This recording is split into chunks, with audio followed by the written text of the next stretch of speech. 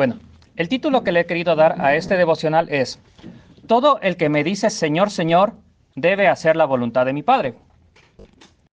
A lo largo de estos meses hemos estado viendo el Sermón del Monte, ¿no es cierto? Y Jesús, inicialmente, ¿cómo empezó su ministerio? En Galilea, predicando un mensaje de salvación porque el reino de los cielos se había acercado con su venida. Jesús comenzó a sanar enfermos, a liberar a los que estaban atormentados por los demonios y también a invitar a personas a que lo siguieran, a personas comunes como tú y como yo. Pero ¿saben? Algo más importante que hizo Jesús fue enseñarles cómo debían ellos vivir. Y por lo tanto, nosotros vemos que Jesús vio a una gran multitud que le seguía. Jesús empezó a tener fama por sus milagros, por las cosas que hacía, y la gente empezó a seguirle. Y Jesús, ¿qué hizo? Tuvo compasión de ellos. ¿Pero por qué tuvo compasión? Porque Él vio su necesidad espiritual.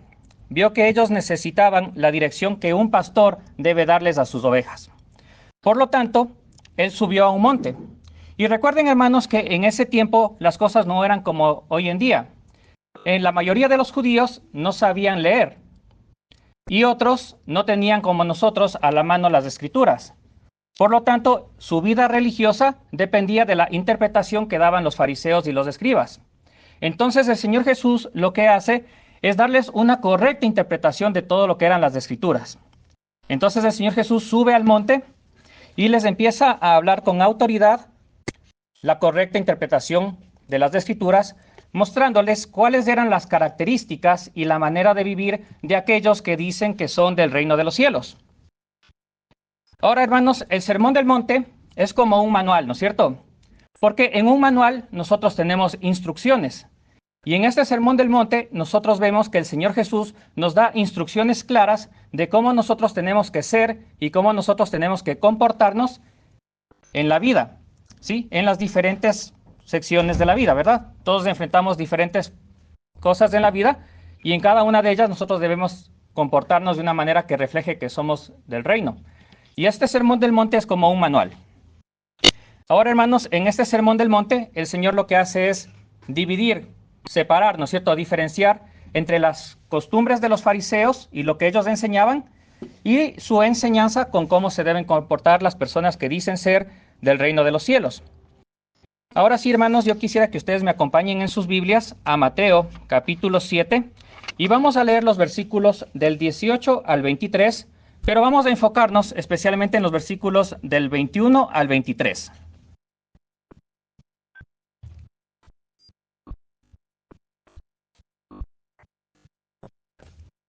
Entonces, la palabra del Señor dice así: No puede el buen árbol dar malos frutos, ni el árbol malo dar frutos buenos. Todo árbol que no da buen fruto es cortado y echado en el fuego. Así que, por sus frutos los conoceréis. No todo el que me dice Señor, Señor, entrará en el reino de los cielos, sino el que hace la voluntad de mi Padre que está en los cielos. Muchos me dirán en aquel día, Señor, Señor, ¿no profetizamos en tu nombre, y en tu nombre echamos fuera demonios, y en tu nombre hicimos muchos milagros? Entonces les declararé, nunca os conocí, apartaos de mí, hacedores de maldad. A partir del pasaje que nosotros acabamos de leer, me gustaría desarrollar 3 puntos. El primero es que llamarle Señor, Señor a Jesús involucra que nosotros debemos hacer la voluntad de su Padre. El segundo es que hacer aparentemente buenas obras en su nombre, sin estar sometidos a su señorío, es inútil. Y el tercero es que una relación con Jesús es la clave para que nosotros podamos entrar en el reino de los cielos. Entonces, voy a empezar con el primer punto, ¿no? Llamarle Señor a Jesús involucra que debemos hacer la voluntad del Padre.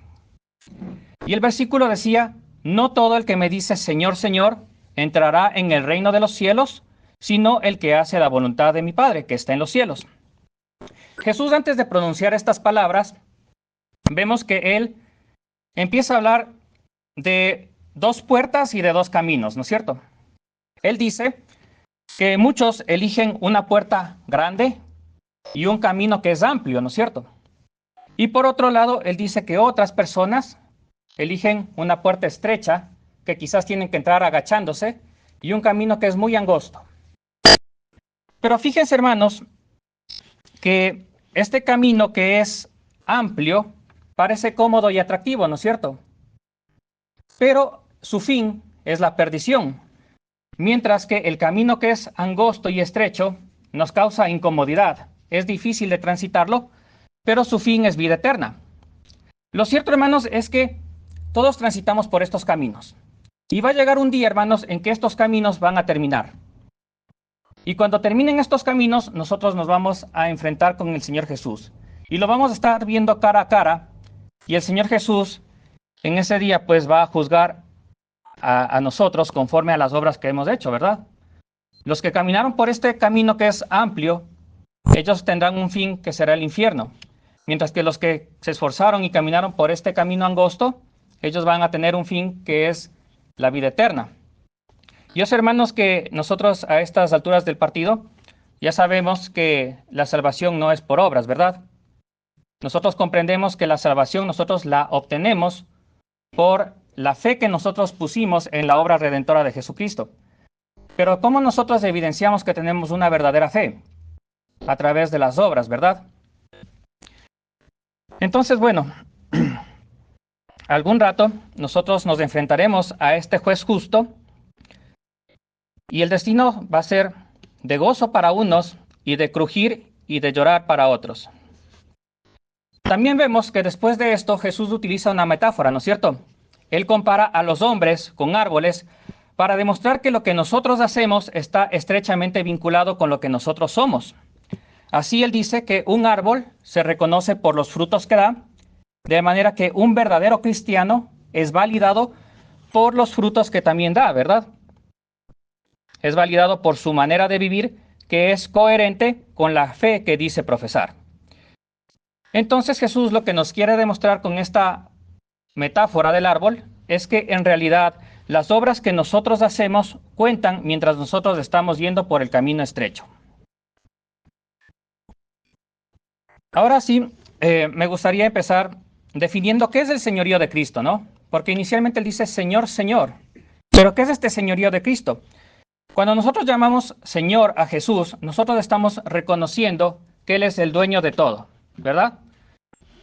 Señor en el Antiguo Testamento es Adonai, ¿verdad? Y Adonai significa que Él es dueño de todo, Él es dueño de la creación y Él inclusive es dueño de nuestra vida. Cuando nosotros le decimos al Señor Jesús como Señor, nosotros lo que estamos haciendo es reconociendo la autoridad de Él y por lo tanto nosotros debemos responder a esa autoridad ¿cómo? Con respeto y obediencia. Nosotros aceptamos que Él es la fuente de sabiduría y por lo tanto nosotros nos sometemos a vivir conforme a lo que Él ha establecido como bueno. El problema, hermanos, es que muchas personas aceptan a Jesús solamente como su Salvador, pero no quieren aceptarlo como su Señor. Es decir, que ellos solamente quieren los beneficios de la salvación, pero no están dispuestos a someterse a las responsabilidades que conlleva el ser cristiano. No están dispuestos a someterse al señorío de Jesús, ni a pagar por el precio de una vida que es santa, obedeciendo y luchando por más difícil que sea. Jesús dijo, no todo el que me dice Señor, Señor, entrará en el reino de los cielos. Porque, hermanos, no solamente basta con reconocer el señorío de Jesucristo de labios para afuera. Nosotros debemos demostrar su señorío a través de nuestra manera de vivir y de cómo nosotros nos comportamos, demostrando que en realidad el Señor Jesús es quien gobierna nuestras vidas. Por eso, hermanos, en Lucas capítulo 6, 46, el Señor dice, ¿por qué me llamas Señor y no haces lo que yo te digo? ¿Sí? No podemos solamente llamarle así, porque de esa forma nosotros nos convertiríamos en hipócritas, como los fariseos, que de labios para afuera nosotros sí confesamos que el Señor Jesús es nuestro Señor, pero con nuestras acciones vemos que no es así, no lo obedecemos. Pero hermanos, Él dice que nosotros hagamos la voluntad de su Padre, pero ¿cuál es esta voluntad? ¿Cómo nosotros debemos obedecerlo? Pues en el Sermón del Monte, que es donde nosotros hemos estado estudiando, Él dice que primero nosotros debemos ser pobres en espíritu. Luego dice que nosotros tenemos que ser mansos, misericordiosos y limpios de corazón. Después, hermanos, Él nos ha llamado a que nosotros, a pesar de que estamos en este mundo, no seamos como los del mundo. Nos dijo que nosotros tenemos que ser la sal y la luz. Además de esto, hermanos, Él ha dicho en cuanto a la ira, que cuando nosotros nos enojamos con nuestro hermano y le llamamos fatuo, nosotros es como que si estuviéramos cometiendo un asesinato. Y en cuanto a la lascivia, Él dice que nosotros debemos luchar contra esta tentación sexual, que nosotros tenemos que no codiciar a las mujeres, porque el simple hecho de mirar a una mujer y codiciarla ya es un adulterio en nuestro corazón. Así también, hermanos, Él nos ha enseñado que nosotros no tenemos que jurar en vano. ¿Por qué? Porque nosotros representamos a un Dios que habla verdad. Y por lo tanto, cuando nosotros no cumplimos lo que ofrecemos, nosotros estamos diciendo que nuestro Padre es mentiroso. También el Señor Jesús ha dicho que nosotros no tenemos tenemos que nosotros amar a nuestros enemigos e incluso reaccionar bien cuando nos tratan mal. Así también, hermanos, el Señor ha dicho que cuando nosotros demos limosna, o cuando oremos, o cuando ayunemos, no seamos como los hipócritas que lo hacen públicamente, sino que lo hagamos en secreto y que Él nos recompensará en lo público. El Señor también nos ha dicho que nosotros debemos buscar la aprobación de Él y no la aprobación de la gente. Y que nosotros tenemos que serle fieles a Él, porque no existe la persona que pueda tener dos señores. Porque o va a amar al uno y aborrecer al otro, pero no puede amar a ambos. También el Señor nos ha dicho que no juzguemos con ligereza sin antes examinarnos nuestros propios errores y pecados. Yo sé, hermanos, que todo esto parece imposible de cumplir, porque si nos damos cuenta son demasiados requisitos, y si bien es cierto que nosotros no los vamos a poder cumplir perfectamente, la pregunta es, ¿al menos lo estamos intentando? ¿Al menos nos estamos esforzando día a día en practicar lo que estamos escuchando? ¿Vemos en nosotros, hermanos, un cambio en nuestra vida, una santificación progresiva? ¿Estamos viendo esto, hermanos? ¿Estamos cumpliendo la voluntad del Padre? Recordemos, hermanos, que no solamente hay que decirle Señor, Señor, si no guardamos sus mandamientos. Para aquellos que buscan agradar al Señor obedeciendo su palabra, la puerta de los cielos está abierta. Todo el que le dice Señor, Señor, debe hacer la voluntad de su Padre. Y aquí, hermanos, me gustaría hacer un paréntesis. Nosotros, hermanos, conocemos las reglas del seminario. Las sabemos. Y muchas veces, hermanos, tampoco no nos sujetamos a las autoridades que hay aquí. Pero, hermanos, si lo poco que nos dan aquí de reglas no las podemos obedecer, ¿cómo esperan obedecer estas reglas que son mucho mayores? ¿Y cómo esperan someterse a la autoridad que es la máxima, que es Jesucristo, si no nos podemos someter a las autoridades de aquí? Si, hermanos, si en lo poco nosotros no somos fieles, en lo mucho tampoco vamos a ser fieles. Ahora, hermanos, como segundo punto, hacer aparentemente buenas obras en el nombre de Jesús sin estar sometidos a su señorío es inútil.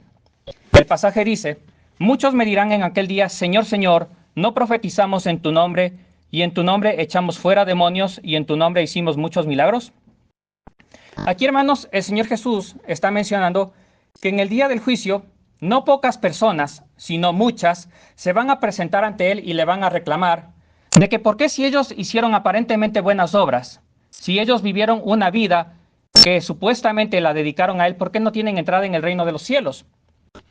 Entonces, el Señor Jesús lo que les va a decir es que en realidad esas obras que ellos hicieron no sirvieron para nada. Aquí, hermanos, ellos se van a llevar una gran sorpresa, ¿no? Porque vivieron engañados toda su vida. Ellos quizás esperaron un gran recibimiento por parte del Señor, pero el Señor les dice, yo nunca los conocí. Aquí, hermanos, el Señor nuevamente quiere recalcar lastimosamente que no todos los que le dicen Señor, Señor son seguidores suyos. Los cristianos falsos no son un grupo pequeño en las iglesias. Y de hecho, es posible que ellos puedan hacer muchas obras, puedan expulsar demonios e incluso puedan hacer milagros en su nombre, pero a la vez pueden ellos tener una vida que está apartada de Él. Por eso Mateo 15:8 nos dice, este pueblo de labios me honra, pero su corazón está apartado de mí. Muchos falsos cristianos, hermanos, quizás ocupen cargos en la iglesia. Otros incluso pueden tener ministerios que sean exitosos. Un predicador, por ejemplo, puede ser muy ortodoxo en su enseñanza, pero si no practica lo que enseña, ¿En realidad, hermanos, esto tiene algún mérito para Jesucristo? Puede predicar un excelente sermón el domingo, puede llevarse los aplausos de toda la audiencia. Incluso, hermanos, muchos hermanos pueden admirar a esta persona. Pero si, hermanos, entre semana él vive como el resto del mundo, ¿de qué sirvió esa predicación tan elocuente y tan brillante si esta persona no demuestra que tiene una relación con Jesucristo?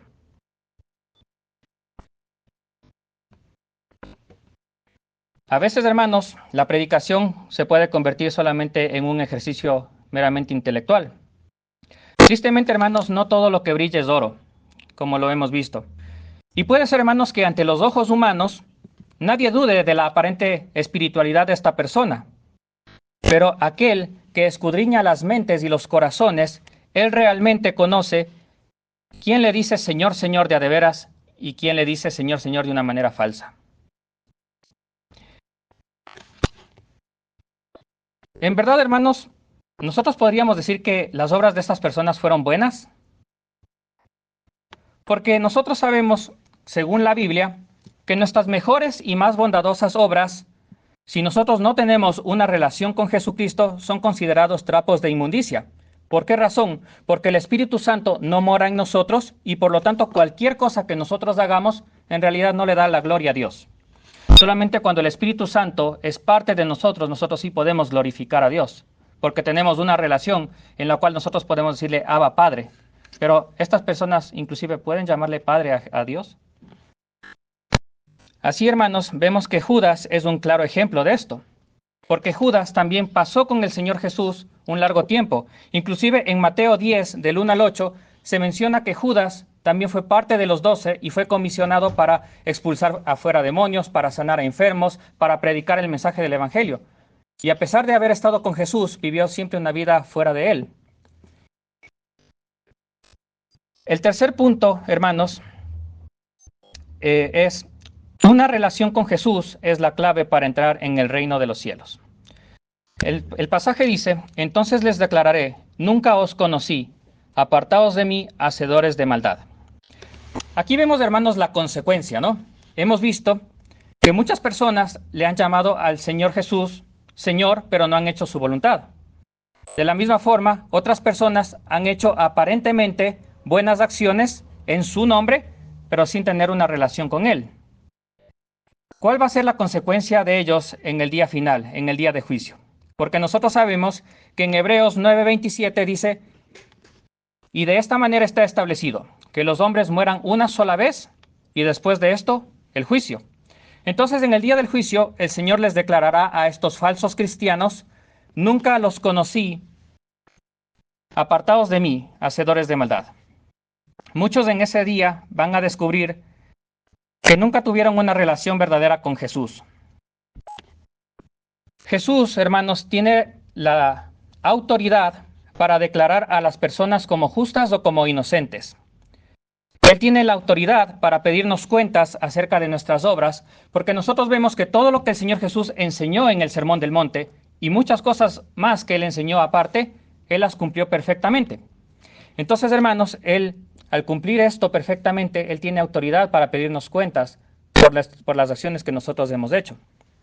Él es el juez justo, ¿no es cierto? Por lo tanto, Él recompensará a cada uno conforme a sus obras. Sabemos, hermanos, que el Señor Jesús es omnisciente, ¿verdad? Él conoce a cada criatura.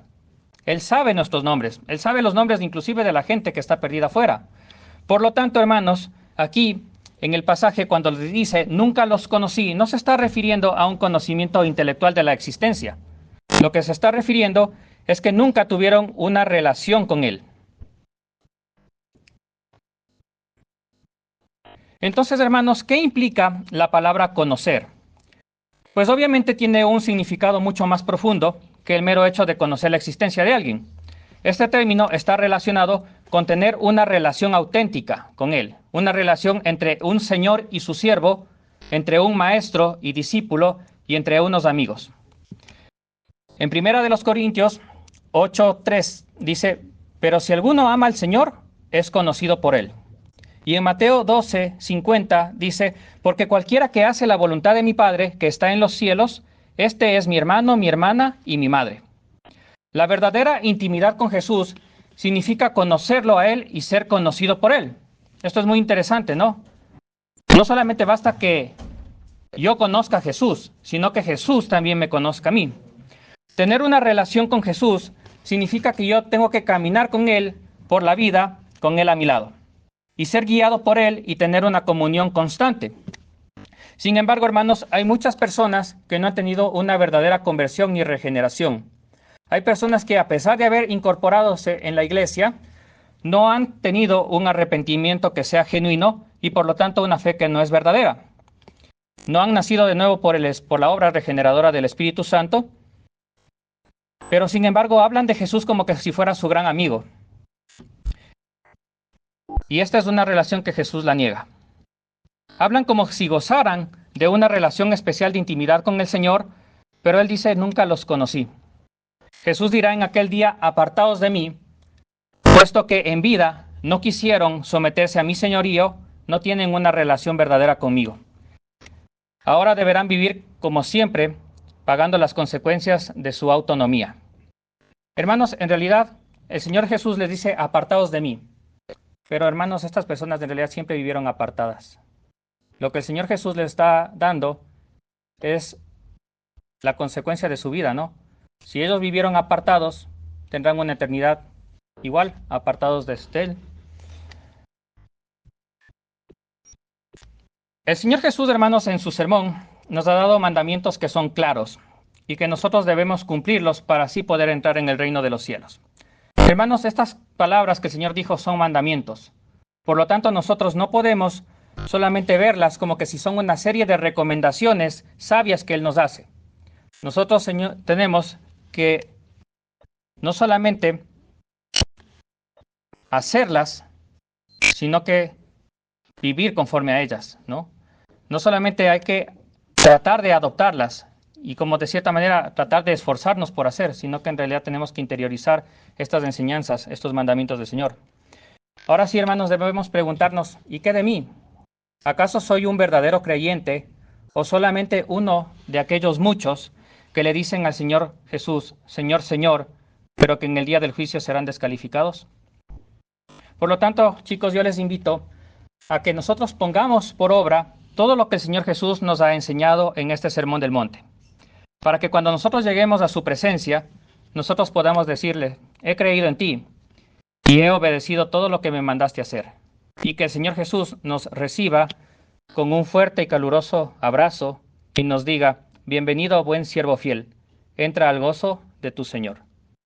Vamos a orar, hermanos. Amado Padre Celestial, Señor, te damos gracias, Padre amado, por tu palabra, porque, Señor, tu palabra muchas veces es dura, pero, Señor, nos confronta para que nosotros podamos vivir cada vez vidas más santas, Señor. Te damos las gracias, Señor amado, porque tu palabra, Señor, muchas veces nos confronta, nos hace ver que quizás estamos yendo por un mal camino, Señor. Ayúdanos, Señor amado, a ser verdaderos creyentes, Señor, a ser verdaderos discípulos tuyos. Ayúdanos, Señor amado, a que nosotros podamos demostrar nuestra fe, Señor, a través de buenas obras, Señor. Que podamos, Señor, obedecerte por más difícil que sea, Señor. Que, Señor, podamos demostrar que somos esa sal y esa luz del mundo que tú has llamado, Señor, a que nosotros seamos. Ayúdanos, Señor amado, a tener una relación contigo, una relación que sea auténtica, una relación que en el día del juicio, Señor, nosotros podamos gozarnos de entrar en tu gozo, en tu presencia, y no, Señor, ser echados. Señor, yo te ruego que tú nos ayudes, porque, Señor, todo es iniciativa tuya, Señor, la salvación es iniciativa tuya. El hecho de que nosotros perseveremos en esta vida cristiana también es iniciativa tuya, Señor, porque, Señor, somos como esa rama que está junto a la vid, Señor, que si es separada, Señor, nada puede hacer. Te pedimos, Señor amado, que tú, por favor, nos ayudes a ser buenos cristianos.